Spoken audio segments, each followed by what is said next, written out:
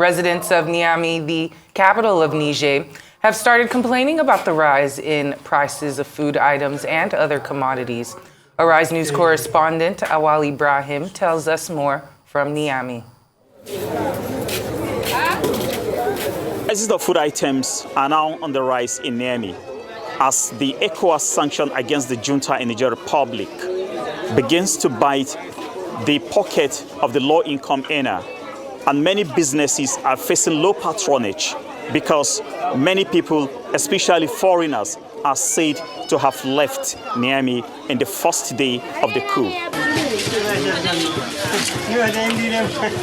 Business owners are complaining about the shortage of some commodities that are often brought in from neighboring countries like Nigeria, while consumers of some goods and services are lamenting on the recent increase on prices of items. They seek an urgent resolution to the economic and political crisis in the country.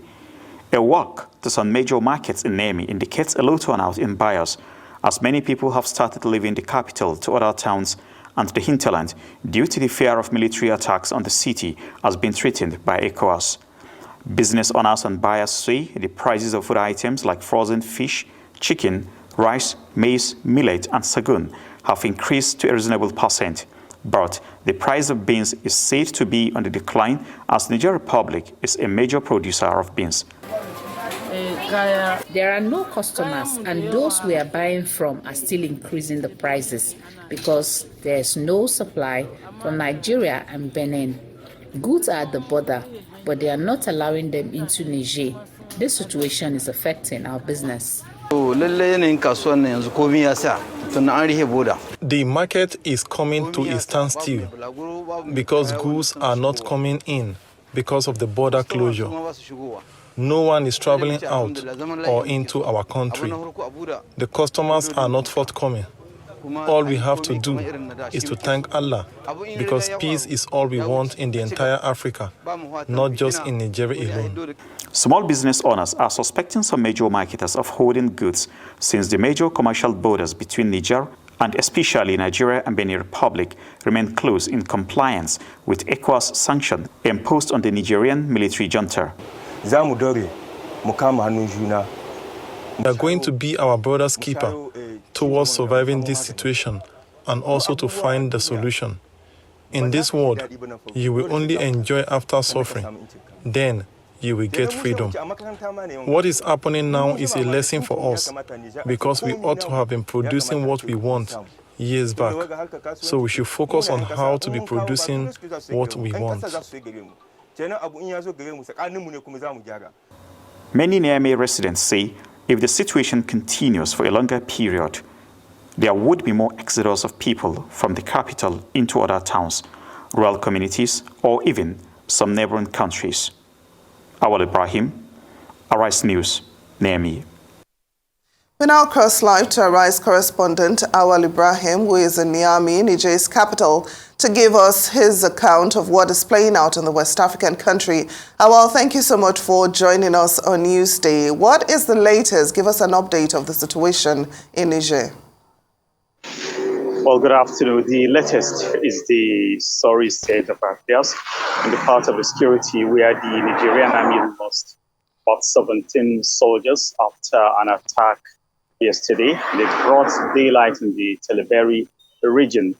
The soldiers were ambushed by unnamed gunmen, where they gunned down 17, 20 were wounded, and 6 are said to be in a very critical condition, and they have been brought into a medical facility here in Niamey. So this is the situation on the part of the security. And also, people are still awaiting what was the content of the message that the Nigerian, military-appointed prime minister took to the Chadian government. That was yesterday when he paid a one-day visit where he handed over a written message to the Chad president, of which he says it is a message of neighborhoodness and fraternity, according to him. So these are moves that the junta in Niger is making towards winning the heart of some of its neighbors, considering the fact that Nigeria and neighboring Benin Republic have closed their borders in compliance with the ECOWAS sanction. And what about the average Nigerian citizen? Can you get the temperature on how they're feeling about the current state of affairs in the country? Yes, the common man in Niger is still very hopeful and optimistic that the military will definitely put things in order more than what was the situation before the coup. This is their own perception. Because from the onset of the coup, the military said they are also going to address the security challenges whom they accuse the ousted President Bazoum for not paying much attention to. But unfortunately for them, yesterday they recorded one of the second deadliest attack after the coup, though there had been a series of attacks, I think up to 7 from our counts, but that of yesterday happens to be one of the most devastating, because specifically it was an attack carried out by some gunmen directly on the soldiers and on a bright daylight. Now, Awwal, earlier we heard the former rebel leader and politician Risa Bula announcing that he had launched a movement opposing the junta. I'm just wondering, could that movement be linked to the attack on the Nigerian soldiers? No group has claimed responsibility for the attack, but definitely these are some of the things that the country should be expecting. A situation whereby a former rebel warlord has denounced and gone back to carry arms against the government, and he is specific that he is going to fight against the military. But for now, no group has claimed responsibility for the attack, the Teleberi regionalities. And regarding the deposed President Bazoum, I know there have been concerns about his safety and his health. Are there any more updates on Bazoum?